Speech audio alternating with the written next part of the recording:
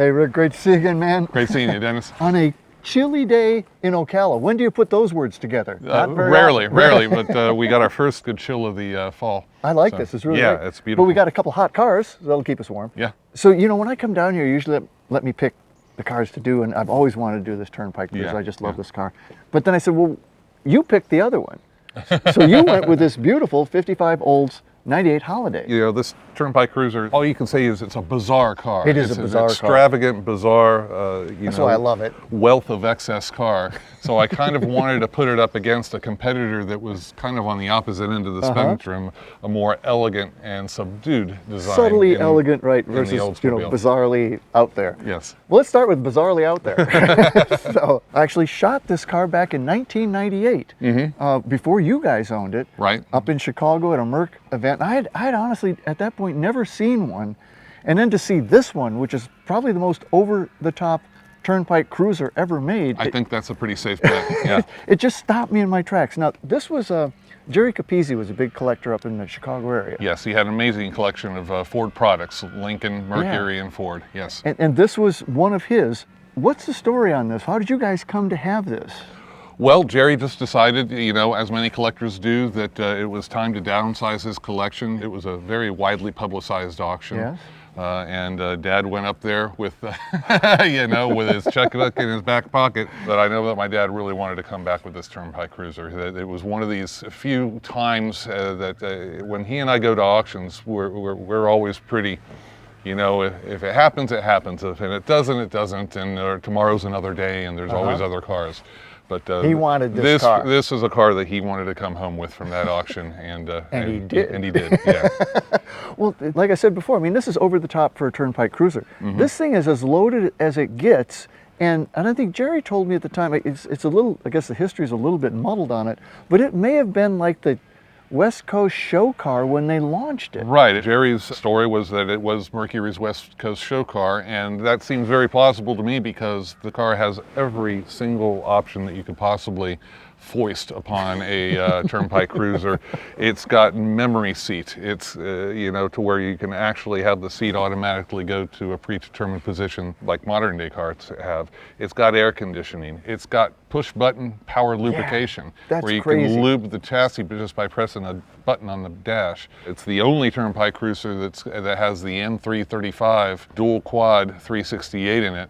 The M335, which was the horsepower rating, was Mercury's NASCAR racing motor for 1957.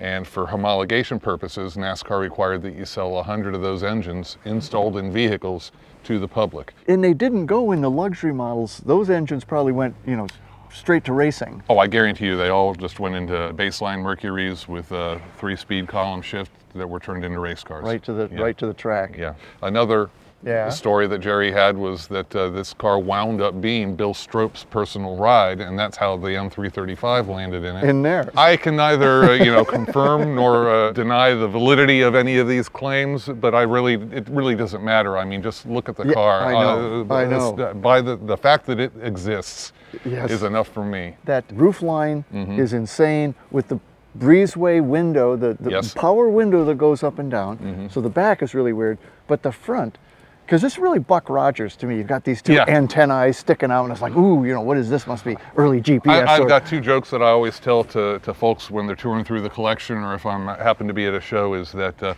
one, this car is a circus on wheels, and two, the whole thing was designed and styled on a barroom napkin. It had to be. Because there had to be some cocktails involved with all the crazy stuff that's going on. Because these don't do anything. No, they don't do anything. These are vents, right? They're air vents. They are vents, and they do, because you've got flow-through ventilation. And I heard from a retired Ford designer that the actual idea here was for fresh air to flow in the front, and then you put down the breezeway power rear window in the rear, and you can smoke your cigar in the car. With the windows up. With the windows up, and the smoke goes out the back. I don't even know if that really works that way, but I hear lots of stories. Yeah, more legends. More legends. So how about these? It looks like vents there, but they're not. They're not. No, they're just blocked off, eh? In today's parlance, you call that a parachute. Ah, yes. It's not very aerodynamic. Exactly. And dual spots, which are also your mirrors, your rear view mirrors. Right. I mean, again, you couldn't hang anything else on this. Well, the other thing that was distinctive about Turnpike Cruiser, of course, this unique interior. Yes. 3-color, and it's one thing to be a 3-color interior, but then to, you know, it's just so strange. The way it scallops around, and And then it's got the gold piping, the Mercury emblem embossed in the rear seat. Everywhere you look, you see it's the Turnpike Cruiser emblems on the inside of the seat pillars as well as on the outside. Yeah, one of the things I always loved about the Turnpike Cruiser is the flattened steering wheel. Yeah, yeah. It gives you more sight over the top of the steering wheel, and it kind of perfectly frames your instrument panel there. So it was just another unique, again, you know, what did they not think to screw with on this car? What's left? Steering wheel. Okay, let's try this. We haven't messed around with the steering wheel. Well, smash it flat on the top. Sounds good, you know. But it really does look good. Let's get another round and keep going. And it does help you see out over it. So Yeah. I love it. Well, the engine turn dash, you know, that's not an applique. That's actually engine turn metal. And what I usually see these, they're all lumped up and stuff, the dash. Because it's an early padded dash, but this thing's just perfect. I just imagine that whoever bought one of these cars brand new, the first thing their family told them as they pulled in the driveway is, "What, have you gone nuts? Have you lost your mind?" So. Man, I mean, you know, and I noticed when we opened the door, even this detailing down here with the gold. Yeah, that beautiful gold trim down on the side of the like, who does cushion. that? Yeah. You know, you don't even notice it unless the door's open. Yeah, these are really, really heavy content cars. And heavy car, too. Yes. And here, you know, here's it's a tank. It is a tank. The gold trim out here, this is in such nice shape because it doesn't take much to damage that. No, it doesn't. Breezeway rear window, yeah. And then does this do anything, or is that just a... No, that's just a it's like trunk ornament. It's like a hood ornament for your trunk. Yeah. I'm surprised they didn't put another ornament at the back of the trunk, yeah, too. you could use another ornament or two on this somewhere. Love the dual antennae, and then I've always liked these taillights because they're such a weird shape. You know, they scallop they're kind in. of at a canted angle there, Yeah. and it's neat how they finish out the cove, the side cove. And then these are just reflectors, as are these. Correct, just reflectors. And it wasn't long enough, so let's put a Continental. Throw a Continental, you know. Why not? I'll confess, I've never been a Continental kit kind of guy, but on this car, it's like if you're going to go all the way, throw on the Continental kit too, and maybe have a couple of trained animals, in the back seat. I don't know. But that was still an option even for this car. They didn't all come with Continental kits, right? No, they did not. Yeah. They did not all come with Continental. Man, I mean, this thing was decked out. Yeah. I mean, Jerry was even saying that he doesn't know another one that's optioned quite like this. No. Because it's also a hardtop. They did 2-door hardtops, but they also did 4-door hardtops. Any idea how many of these they made? They didn't make many of them, a couple thousand? More than that, between all the body styles, and they also did them in 57, 58, and I think a little over 23,000 that many. I'm total surprised. production between the 2 years. Well, kind of out in the wild, I've only seen one other actually, and it was one we did out in California someplace, and it was an unrestored original 58 that the guy had saved as it was on its way to a demolition derby. Yes. So, but that's the only other one and I could see that this would do well in a demolition derby. I would imagine a whole lot of Turnpike Cruisers in the late 60s and early 70s when it was an out of fashion, out of date, rusty, old, gas hog. A lot of them probably just got driven to junkyards and crushed. Probably so. It is a really weird style. I mean, that whole, and this was sort of a Merc thing in 57, 8, and 9. That roof line is like no other car. But I've always liked it because it is so distinctive. Yeah. Wrap around back, and it's just great. Yeah, and they carried that vertical-ish rear window all the way, that style Mercury was doing, I believe, all the way up to 62 or 63. Wow. Yeah, it was definitely kind of a Merc thing. Well, it's got this really special engine. What do you say we give that a look? Okay, let's take a look at it. Let's open this baby up. It's the safety hood. It goes forward. Yeah. Wow, dual quad. You don't see that very often either. The dual 4-barrel carburation was part of the M335 package. So only 100 of these were ever built. So trying to come up with those air cleaners or those special finned aluminum valve covers It's impossible. You just make them, I would imagine. And I love the valve covers. Yeah. M335. Yep. Do people think that, oh, it's 335 cubic inch, huh? That's what most people would assume is it's 300th, but it's actually 368 cubic inches. It's part of the MEL engine series for Ford, which was Mercury, Edsel, Lincoln. Oh, okay. 368's got shared with Lincoln and Edsel, and 335 was a horsepower rating. Special cam and the dual 4-barrel carburation bumped horsepower from standard 290 for the single 4-barrel 368 up to 335. And that copper colored block is kind of interesting. And that's what she was, huh? And that's what she was. Wow. Yep. Let's see. So we've got the windshield washer jar, is that right? Yes. Okay. And this is our push button power lubrication system. That's just a can of lube that's fastened down there, and here's all through those tiny little, it goes through those tiny little hoses? Yeah, those tiny little hoses to every Zerk fitting on the chassis. That is insane. And that's the can there, yeah, huh? Yeah. Holy, where would you find one of those? You don't. Man, that's just your blower over there, your heater blower, I guess? That's the heater blower, yeah. Yeah, this is packed in here. Awful lot of stuff going on inside this engine compartment. What are the carbs? What do they use? They're twin 4-barrel Holleys. Okay. Don't ask me the series. I'm not the carburetor tuner of the that's not your specialty. of the operation. But it gets it down the road pretty good, I guess. Yes, it does. It runs great.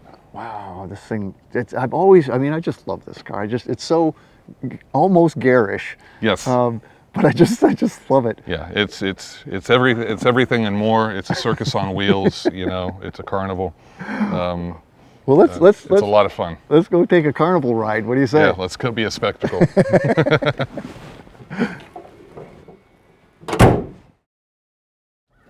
Oh, you've even got this stuff. Oh, this is so great.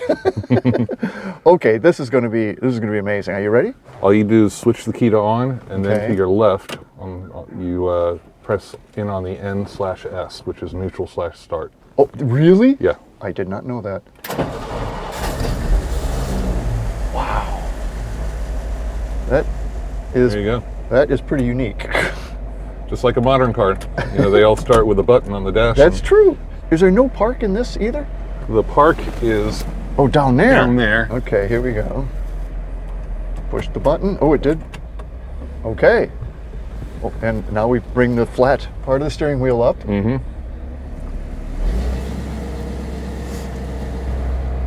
And we're turnpike cruising. Oh, yeah. So imagine this is drum brakes all around? Yes. Power drum. That's a lot of car to stop with drums.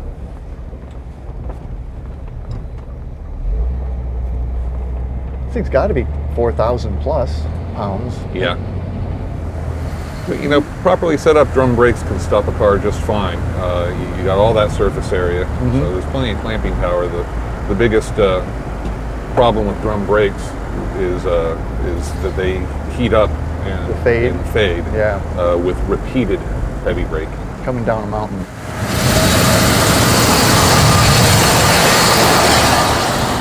So it's not the best braking setup for competing in a road race. But it works just fine out on the street. I think a lot of people toss the baby out with the bathwater and throw discs all the way around. And I just look at them going, what are you, racing the Indy 500 or are you just going out for ice cream? Because if you're just going out for ice cream, the discs, right? The drums will lock up all four wheels and bring you to a halt just as fast as the discs will. Boy, this is really nice. Jeez. It's driving out pretty nice, and I'll tell you what, our history with this car has not been it's a little tortured. Pleasant. A little tortured. This car, Larry said it yesterday, he says, I'm worried about us driving this car for my classic car because this car is pristine. You shine the spotlight on it, and it just goes pure evil. Oh no! So we're doing good. Look at that temperature gauge. Well, it helps right it's on cool E. out today. I mean, cool and Ocala don't go together usually, but it's cool today, and I think it's all because we're driving the Turnpike Cruiser. Yep, that's because hell's freezing over today. Well, this engine, I mean, this is a pretty hot engine for this thing, actually. The 368 was a hot engine to begin with, and for 1957, 290 horsepower was getting it. This is a heavy car. You can feel it. Yeah. Yeah, this one isn't a handler. Not your Canyon car. I don't think we're driving any handlers today. We're cruising in the 50s. Yeah, we're cruising in a straight line. Now, you've done all sorts of work on this car, but you haven't repainted it. This is the paint that it came with, right? Is that true? Yes, it was restored, so the paint is a repaint, but this is the paint. The whole restoration, we did primarily a complete mechanical rebuild of the car. It had problems. But the cosmetic was the in great shape. cosmetics were great, and we haven't really had to fool with that at all. Because that was quite a while ago that this was done. And I was marveling at the paint earlier. It's just beautiful. Yeah, mid-90s, so it's held up really well. Now we finally have it driving as well as good. I was going to say, that's probably because it didn't run very well. So you didn't have out much. Yeah. It hasn't seen a whole lot of use. But let's not jinx ourselves. Right. There's still change the subject. There's plenty more show to go here.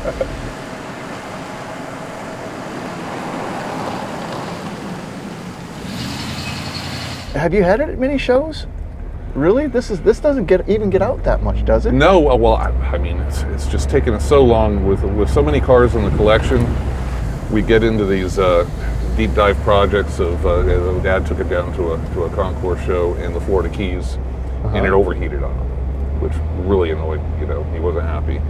So we've been spending the last several years off and on pulling it out and tinkering with it, trying to figure it out, because there was no reason for it to be overheating. Yeah. We finally wound up determining that the car had a non-air conditioned radiator in it. Or an air-conditioned So we car. found a proper air-conditioned Mercury radiator. Go try finding one of those.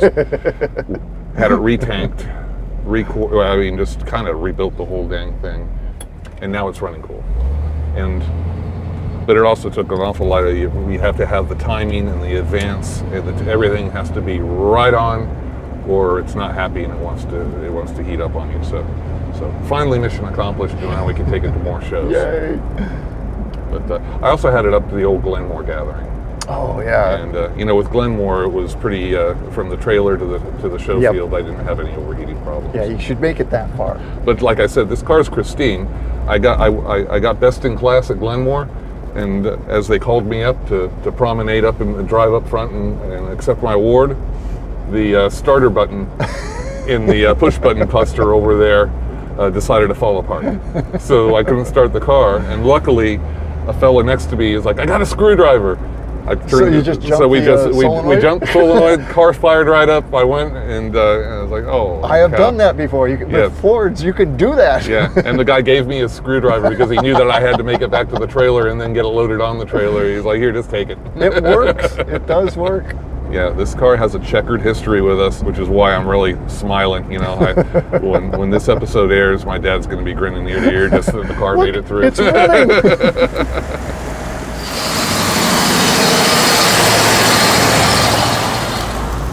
Well, it's such a beautiful car, and it's so different. It's just, so many, like the air vents up there that have the antennae on. Oh yeah, you definitely weren't mistaking this Mercury for anything else on the road. It's a real Buck Rogers in a lot of ways, Yeah, I imagine most people, people who just aren't, car enthusiasts. I imagine there's a lot of people who look at this thing going down the road and they're wondering to themselves, is that even real? Or is that just some fluky creation that somebody make that up, built, right? From scratch, Somebody's idea of a put together car, I don't know. And the roof line on these is so weird. I don't think it's like any other roof line anywhere. The breezeway window, I just love all the oddities on this car. Yeah. When I saw it first time in 98, I was just fascinated by it. And I'll tell you, in that show, it was a real hit, because even to Merc owners, this thing is rare. Yes. Well, this car is even, as you know, painted into a Dave Snyder painting, because we brought all those cars together that we shot for the Auto Fest that we did back in 98. It's in there. I'm in that painting. And you have a copy of it. You have that poster. With all of your Post-it notes on it, Me, pointing your car. out. Yes. a Mark II that you don't own yet. Yeah, that's right. Yeah, the one that you don't own yet. Right. Well, this thing is so over the top. It's so outlandish. And I love it. Mm-hmm. Now we're going to step into kind of the opposite extreme of the luxury market. The 55 Olds 98 Holiday. Right. Kind of a nice, peaceful and serene and beautiful driving car. Oh, it's one of my favorites, and you're about to find out why. Can't wait. You know, that Turnpike Cruiser really is a circus on wheels. we got some looks in that. But this car, the 55 Olds 98 Holiday, it is really an elegant car in a much more subtle way. And a very beautiful car. There's nothing about the design is in your face. It just flows, all the proportions, especially with the 98, the longer wheelbase Oldsmobile. I think the proportions are just dynamite on it. It's a high-end General Motors cruiser. Yeah. At first glance, this thing, it looks like it's kind of got a lot of Tri-5 Chevy in it. But it's like a big one. It's like a much bigger car. It's like a Tri-5 Chevy with a thyroid condition. Right. I don't know, it's really big. It's the Tri-5 Chevy's dad. So this is a car, you told me before, I mean, this is really one of your favorite cars. It really is. We've had it since 1992, if I'm remembering right. That's So a long time. It's been 30 years in the family. It's only got 22,000 original miles on it. It drives like a dream. It drives like it's brand new because it's still all original. And I've just always loved the car. And it's very unique because most of these Oldsmobiles are always done in more flamboyant two-tone color combinations. So this one just being a monochrome white with the red interior peeking through there, I just always thought that this is a classy car, you know, a real classy looking car. It is, and it's subtle. It's like, it makes a statement subtly. It's really an interesting thing. But it's got class. It's got a lot of class. It's got a lot of class. And it's so Oldsmobile. I mean, you've got your rockets, they're into, and they've always got the Western Hemisphere. Which is great. And this grill bar is something that customizers love, so I would watch that if I were you. that could go missing. But I can't hardly believe that this thing's only 22,000 miles. Who owned this?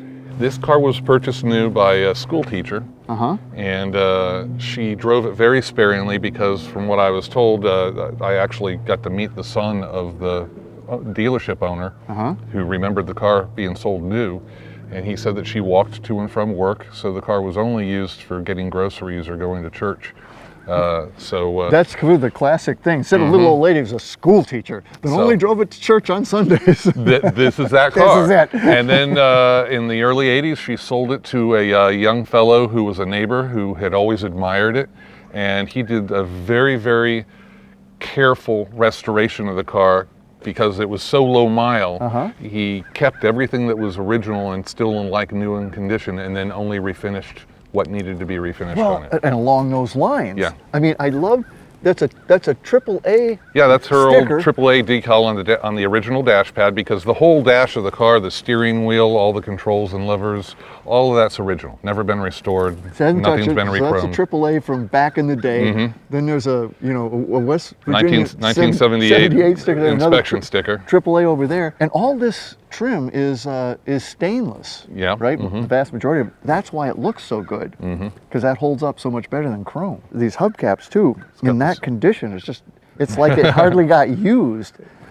And the Holiday was a hardtop. Yeah, the Holiday was the top of the line 98 hardtop. They're bigger cars than you think they are, actually. It's funny. It's got kind of a smaller look, but the more you look at it, you realize this is a pretty big car, actually. And you're right about the red interior beaming through. Oh, it makes the whole entire car. I really think so. And this is with the gray cloth inserts. Is it leather then with cloth inserts? Leather with cloth inserts, and that's all the correct original. You know, when we redid the upholstery, we found yardage of original new old stock material to do that with. That's exactly like it was new. How about the headliner? Headliner's original. Headliner's original. The visors are original. The package tray back there with the speaker, that's all original stuff. I mean, this car had a very, very gently used life. It really did. And when it wasn't being driven, it was in a garage. And the dash, which hasn't been restored because of the AAA sticker still on it. Yeah. But that's in amazing condition. They never look like that. No. What I like about this is all the instrumentation and stuff and all the chrome that's there, but boy, you could just stare at that forever. There's so much. It's got a gorgeous dash. Yeah, you just keep seeing more and more. And it looks actually like the glove box is upholstered. But that's all steel It is with steel. with black highlights in there to give it the look of pleats. And it's great that they, it's a center glove box so they could have symmetry. Everything about the dash is symmetry. It's very yes. symmetrical, yeah. And here we have the Western Hemisphere once again, any horn, center Well, horn yeah, button. that's so you don't get lost. Yeah. Where are we? Oh, I think we're in North America, I'm pretty sure. But you got power windows, you've got, does this have AC? This does not have AC. This does not have air conditioning, but it's got a power seek radio that yeah. you hit the button on the floorboard and it'll seek through the AM stations. Power seats. Power seats. It's pretty loaded up. She, for a school teacher, this was a pretty high-end buy. Well, and then, I love the wraparound glass, and all the glass in this is in such great condition, And that's too. all the original glass, yeah. And a trim piece that I noticed early on, boy, this piece of stainless on the trunk really sets this thing Yeah, off. yeah. I love the taillights and get Western Hemisphere again. Just like the Mercury, there's a lot of detail on this car, but the detail doesn't jump out and smack you in the head quite as strongly like as the the Merc does. detail on the Mercury. I will say that is the strangest placement of an exhaust pipe, though. Single exhaust, and it's not to the right, and it's not in the center. It's kind of there. I don't know. It's gorgeous. It's elegant. It's an interesting color because it's not bright white. It's just kind of. It's a nice creamy white. Yeah, and, that's a good description. yeah. Yeah. So let's see what's under the hood. Okay.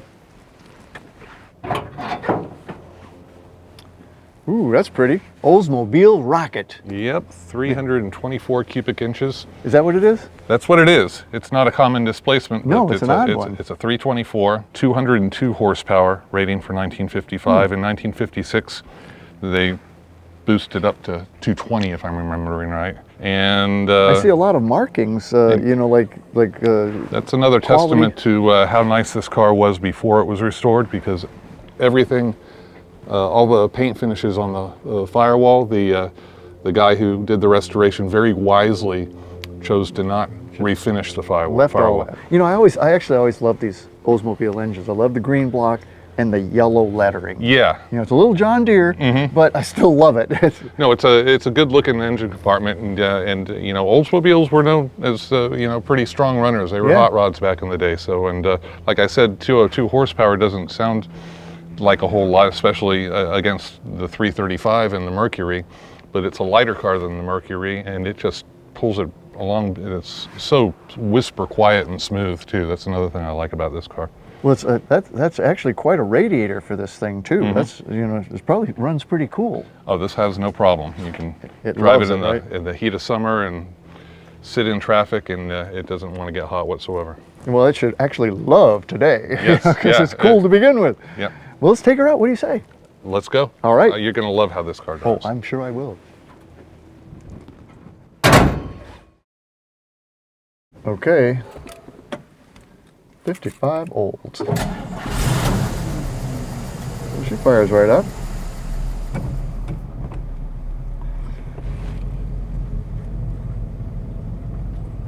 Pretty good turning radius for a 50s car. Yeah. This car is already, that you're herding around a lot less car. It's a lot smaller.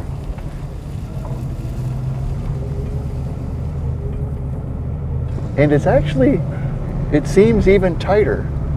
This is a really nice driving car. It gives you that shift from first to second real quick.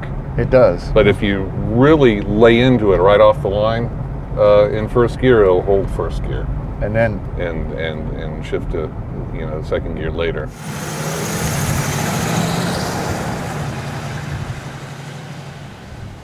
But with normal casual driving, it's like you barely get rolling and it drops you straight into second.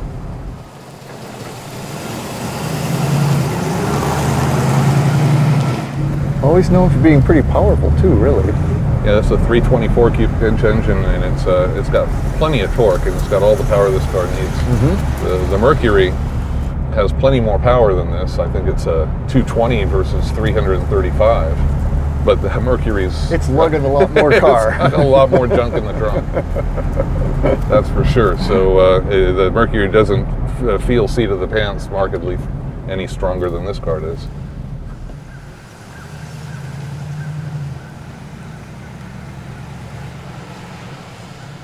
but the alignment's perfect on it too, because I mean, it comes right back to center when you take your hands off the wheel on a curve. It does everything right. This car's always been that way too. A lot of time and work went into making the Mercury drive the way that it did today, because it's driving very well too. This car's just always been a good car. It's been one of those cars, you drop a battery in it, twist the key, and go enjoy.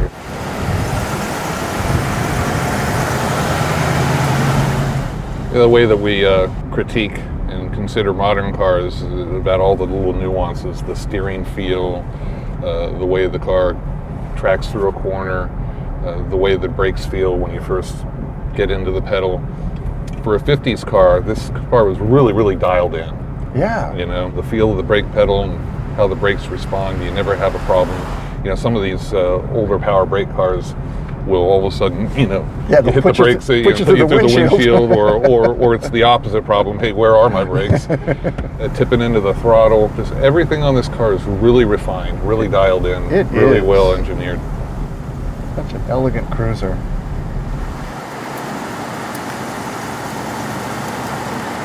The other thing about this car is, man, that's a big wheel. That is a huge circumference, huge diameter on that wheel. And real thin, you know, but very big. It's the optional school bus wheel. But it's everything about the car's designed I've always been in love with. I just love the way this dashboard looks, the symmetry of it, and, you know, all the chrome and the glitter. I agree with you. I love the dash. There's so much to look at. It's hard pay attention to the road actually, but the gauges are just crisp and perfect. And you have the you know, Olds Western Hemisphere globe map in the horn button, and in the front too. Yeah, if you try to drive this car in Europe, you get lost really fast. Yeah, where are we? Where is everything? That's a 1955 nav screen. Right, early GPS. Original headliner too. Boy, this thing is just something else. This car has always been a good car. It's always been a babied car. It's always been a gently used car by a very doting original owner, and I think all of that wrapped together is why it drives so pristinely. Because it does. This car drives so perfectly. It really is my favorite car from the 50s in our collection. Yeah, that's what you were saying. I'm like, well, if that's your fave, then we must do that.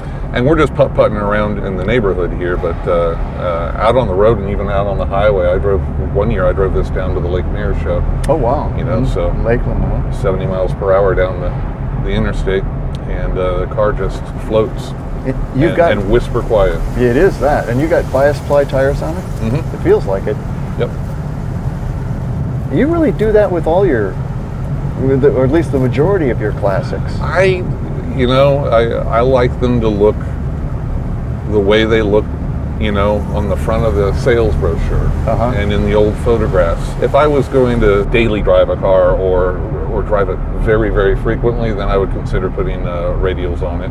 And some of the tire companies have come out with these new classic radials that look like a bias ply and kind of mimic the profile of a bias ply, and that's a pretty nifty development in the classic tire industry, being able to put those on. But it's all about look. For me, I can put up with the wandering nature of the bias plies because the car looks beautiful with them on, and it just doesn't look right otherwise.